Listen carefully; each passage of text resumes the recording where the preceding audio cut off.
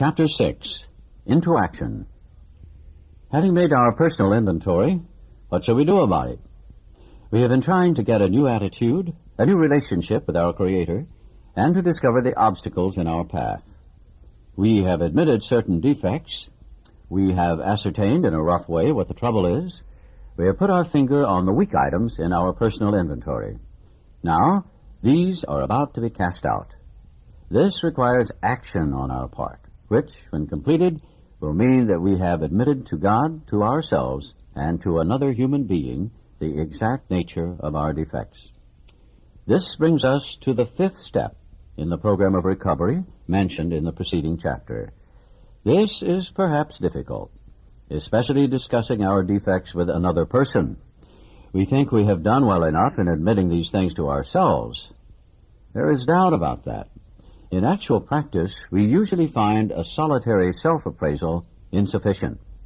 Many of us thought it necessary to go much further.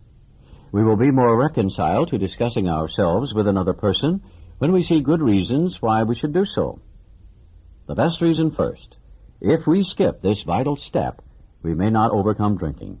Time after time, newcomers have tried to keep to themselves certain facts about their lives. Trying to avoid this humbling experience, they have turned to easier methods. Almost invariably, they got drunk. Having persevered with the rest of the program, they wondered why they fell. We think the reason is that they never completed their house cleaning. They took inventory, all right, but hung on to some of the worst items in stock. They only thought they had lost their egoism and fear. They only thought they had humbled themselves. But they had not learned enough of humility, fearlessness, and honesty, in the sense we find it necessary, until they told someone else all their life story. More than most people, the alcoholic leads a double life. He is very much the actor. To the outer world, he presents his stage character. This is the one he likes his fellows to see. He wants to enjoy a certain reputation, but knows in his heart he doesn't deserve it. The inconsistency is made worse by the things he does on his sprees. Coming to his senses, he is revolted at certain episodes he vaguely remembers. These memories are a nightmare. He trembles to think someone might have observed him. As far as he can, he pushes these memories far inside himself. He hopes they will never see the light of day. He is under constant fear and tension. That makes for more drinking. Psychologists are inclined to agree with us. We have spent thousands of dollars for examinations. We know but few instances where we have given these doctors a fair break. We have seldom told them the whole truth, nor have we followed their advice. Unwilling to be honest with these sympathetic men, we were honest with no one else. Small wonder many in the medical profession have a low opinion of alcoholics and their chance for recovery. We must be entirely honest with somebody if we expect to live long or happily in this world. Rightly and naturally, we think well before we choose the person or persons with whom to take this intimate and confidential step. Those of us belonging to a religious denomination which requires confession must, and of course, will want to go to the properly appointed authority whose duty it is to receive it. Though we have no religious connection, we may still do well to talk with someone ordained by an established religion. We often find such a person quick to see and understand our problem. Of course, we sometimes encounter people who do not understand alcoholics. If we cannot or would not rather do this, we search our acquaintance for a close-mouthed, understanding friend. Perhaps our doctor or psychologist will be the person. It may be one of our own family, but we cannot disclose anything to our wives or our parents which will hurt them and make them unhappy. We have no right to save our own skin at another person's expense. Such parts of our story we tell to someone who will understand, yet be unaffected. The rule is we must be hard on ourselves, but always considerate of others. Notwithstanding the great necessity for discussing ourselves with someone, it may be one is so situated that there is no suitable person available. If that is so, this step may be postponed. Only, however, if we hold ourselves in complete readiness to go through with it at the first opportunity. We say this because we are very anxious that we talk to the right person. It is important that he be able to keep a confidence, that he fully understand and approve what we are driving at, that he will not try to change our plan. but we must not use this as a mere excuse to postpone. When we decide who is to hear our story, we waste no time. We have a written inventory, and we are prepared for a long talk. We explain to our partner what we are about to do and why we have to do it. He should realize that we are engaged upon a life and death errand. Most people approached in this way will be glad to help. They will be honored by our confidence. We pocket our pride and go to it, illuminating every twist of character, every dark cranny of the past. Once we have taken this step, withholding nothing, we are delighted. We can look the world in the eye. We can be alone at perfect peace and ease. Our fears fall from us. We begin to feel the nearness of our Creator. We may have had certain spiritual beliefs, but now we begin to have a spiritual experience. The feeling that the drink problem has disappeared will often come strongly. We feel we are on the broad highway, walking hand in hand with the Spirit of the universe. Returning home, we find a place where we can be quiet for an hour, carefully reviewing what we have done. We thank God from the bottom of our heart that we know Him better. Taking this book down from our shelf, we turn to the page which contains the 12 steps. Carefully reading the first 5 proposals, we ask if we have omitted anything, for we are building an arch through which we shall walk a free man at last. Is our work solid so far? Are the stones properly in place? Have we skimped on the cement put into the foundation? Have we tried to make mortar without sand? If we can answer to our satisfaction, we then look at step 6. We have emphasized willingness as being indispensable. Are we now ready to let God remove from us all the things which we have admitted are objectionable? Can He now take them all, every one?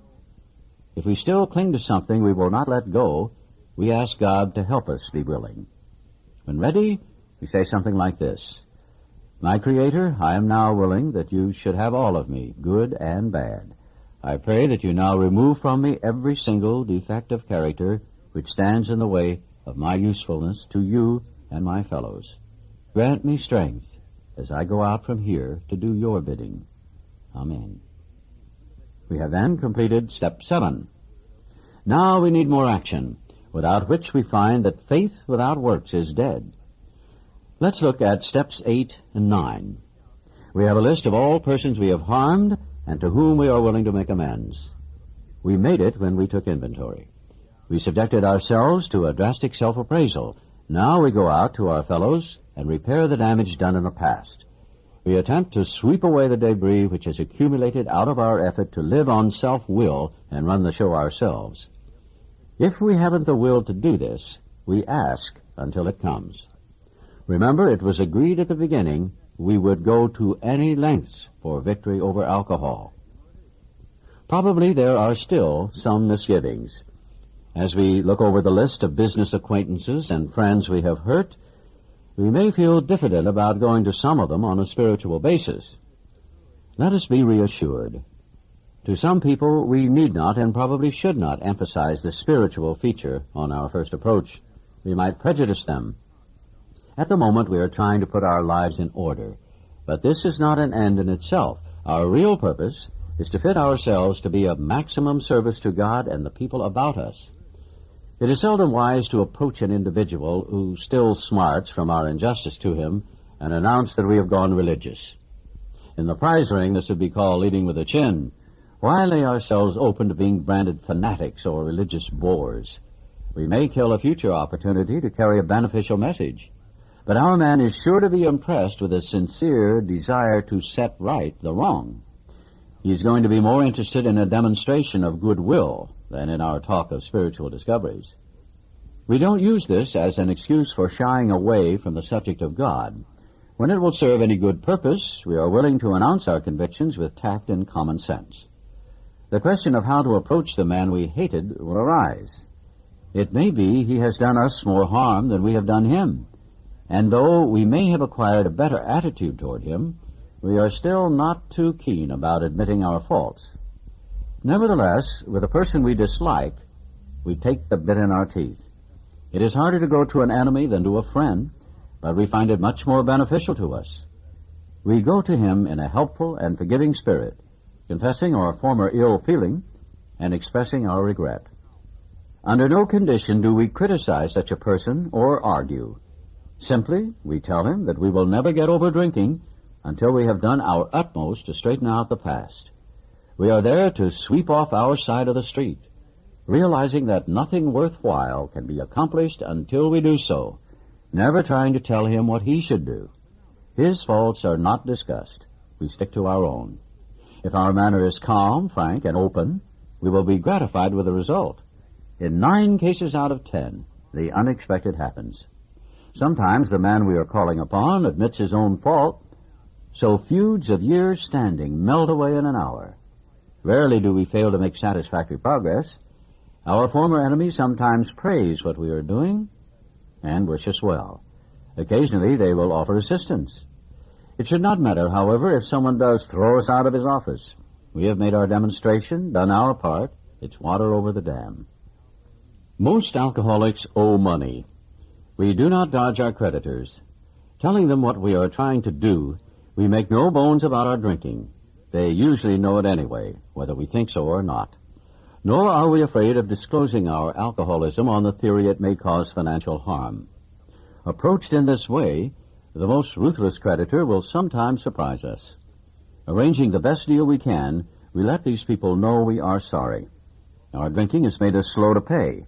We must lose our fear of creditors, no matter how far we have to go. For we are liable to drink if we are afraid to face them. Perhaps we have committed a criminal offense which might land us in jail if it were known to the authorities. We may be short in our accounts and unable to make good. We have already admitted this in confidence to another person, but we are sure we would be imprisoned or lose our job if it were known. Maybe it's only a petty offense, such as padding the expense account. Most of us have done that sort of thing. Maybe we are divorced and have remarried, but haven't kept up the alimony to number 1. She's indignant about it and has a warrant out for our arrest. That's a common form of trouble, too. Although these reparations take innumerable forms, there are some general principles which we find guiding. Reminding ourselves that we have decided to go to any lengths to find a spiritual experience, we ask that we be given strength and direction to do the right thing, no matter what the personal consequences may be. We may lose our position or reputation or face jail, but we are willing. We have to be. We must not shrink at anything. Usually, however, other people are involved. Therefore, we are not to be the hasty and foolish martyr who would needlessly sacrifice others to save himself from the alcoholic pit. A man we know had remarried. Because of resentment and drinking, he had not paid alimony to his first wife. She was furious. She went to court and got an order for his arrest. He had commenced our way of life, had secured a position, and was getting his head above water. It would have been impressive heroics if he had walked up to the judge and said, "Here I am." We thought he ought to be willing to do that if necessary, but if he were in jail, he could provide nothing for either family. We suggested he write his first wife, admitting his faults and asking forgiveness.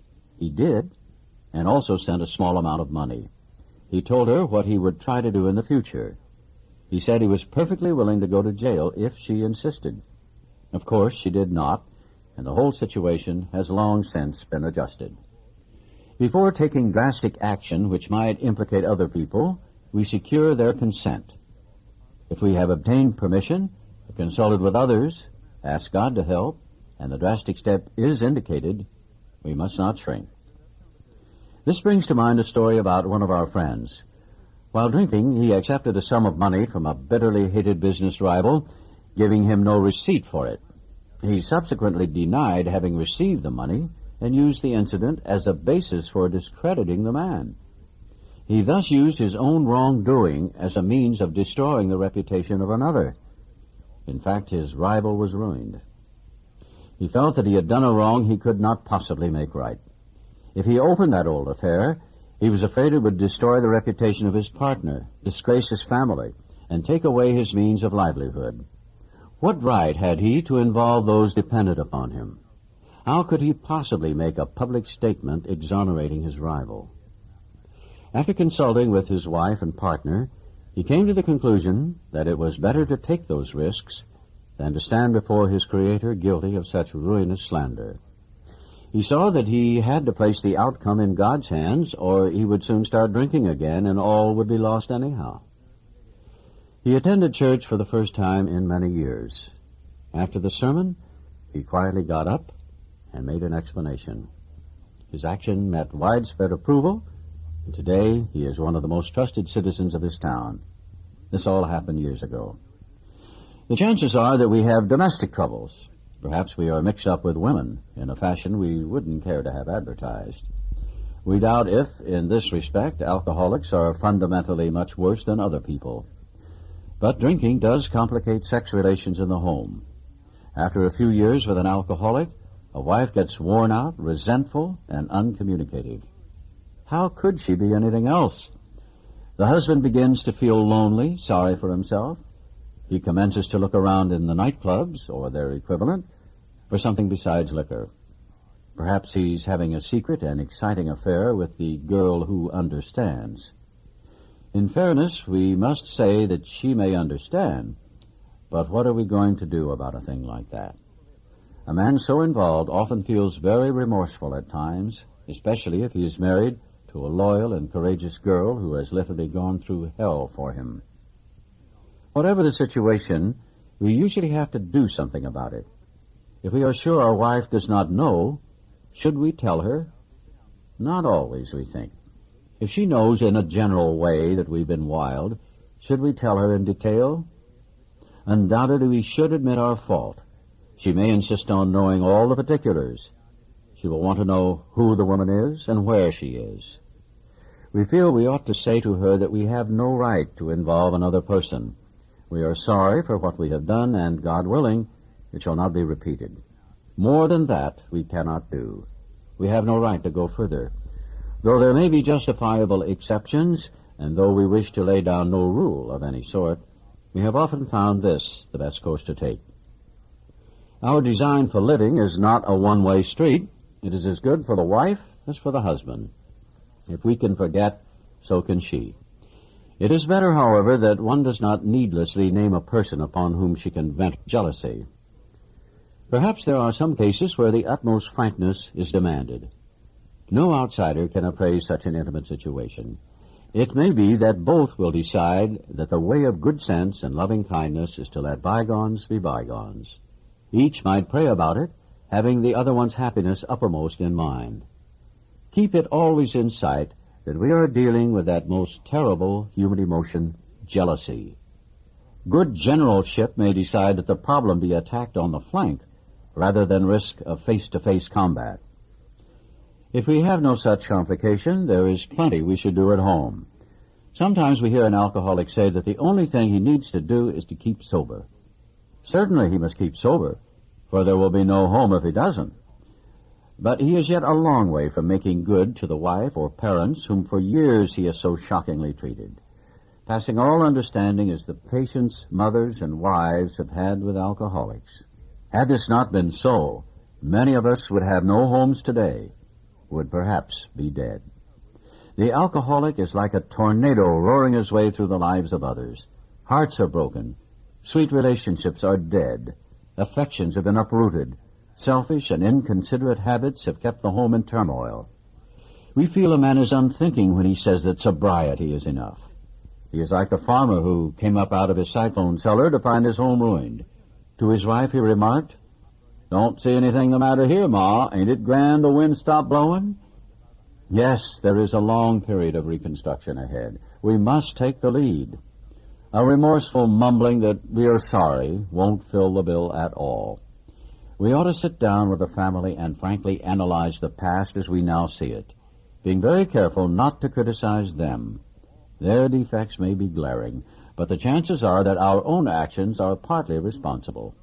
So we clean house with the family, asking each morning in meditation that our Creator show us the way of patience, tolerance, kindliness, and love. The spiritual life is not a theory. We have to live it. Unless one's family expresses a desire to live upon spiritual principles, we think we ought not to urge them. We should not talk incessantly to them about spiritual matters. They will change in time. Our behavior will convince them more than our words. We must remember that 10 or 20 years of drunkenness would make a skeptic out of anyone. There may be some wrongs we can never fully right. We don't worry about them if we can honestly say to ourselves that we would right them if we could. Some people cannot be seen. We send them an honest letter, and there may be a valid reason for postponement in some cases, but we don't delay if it can be avoided. We should be sensible, tactful, considerate, and humble without being servile or scraping. As God's people, we stand on our feet. We don't crawl before anyone. If we are painstaking about this phase of our development, we will be amazed before we are halfway through. We are going to know a new freedom and a new happiness. We will not regret the past, nor wish to shut the door on it. We will comprehend the word serenity, and we will know peace. No matter how far down the scale we have gone, we will see how our experience can benefit others. That feeling of uselessness and self-pity will disappear. We will lose interest in selfish things and gain interest in our fellows. Self-seeking will slip away. Our whole attitude and outlook upon life will change. Fear of people and of economic insecurity will leave us. We will intuitively know how to handle situations which used to baffle us. We will suddenly realize that God is doing for us what we could not do for ourselves. Are these extravagant promises? We think not. They are being fulfilled among us, sometimes quickly, sometimes slowly. They will always materialize if we work for them. This thought brings us to step 10, which suggests we continue to take personal inventory and continue to set right any new mistakes as we go along. We vigorously commenced this way of living as we cleaned up the past. We have entered the world of the Spirit. Our next function is to grow in understanding and effectiveness. This is not an overnight matter. It should continue for our lifetime. Continue to watch for selfishness, dishonesty, resentment, and fear. When these crop up, we ask God at once to remove them. We discuss them with someone immediately and make amends quickly if we have harmed anyone. Then we resolutely turn our thoughts to someone we can help. Love and tolerance of others is our code. And we have ceased fighting anything or anyone, even alcohol. For by this time, sanity will have returned. We will seldom be interested in liquor. If tempted, we recoil from it as from a hot flame. We react sanely and normally. And we will find that this has happened automatically. We will see that our new attitude toward liquor has been given us without any thought or effort on our part.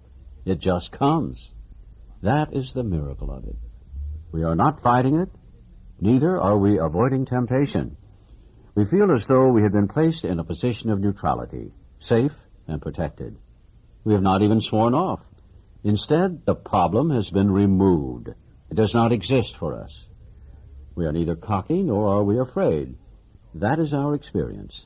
That is how we react so long as we keep in fit spiritual condition. It is easy to let up on the spiritual program of action and rest on our laurels. We are headed for trouble if we do, for alcohol is a subtle foe. We are not cured of alcoholism. What we really have is a daily reprieve, contingent on the maintenance of our spiritual condition. Every day is a day when we must carry the vision of God's will into all of our activities. How can I best serve Thee? Thy will, not mine, be done. These are thoughts which must go with us constantly. We can exercise our willpower along this line all we wish. It is the proper use of the will. Much has already been said about receiving strength, inspiration, and direction from Him who has all knowledge and power. If we have carefully followed directions, we have begun to sense the flow of His Spirit into us. To some extent, we have become God-conscious. We have begun to develop this vital sixth sense. But we must go further, and that means more action. Step 11 suggests prayer and meditation. We shouldn't be shy on this matter of prayer. Better men than we are using it constantly. It works if we have the proper attitude and work at it. It would be easy to be vague about this matter, yet we believe we can make some definite and valuable suggestions. When we retire at night, we constructively review our day. Were we resentful, selfish, dishonest, or afraid? Do we owe an apology? Have we kept something to ourselves which should be discussed with another person at once? Were we kind and loving toward all?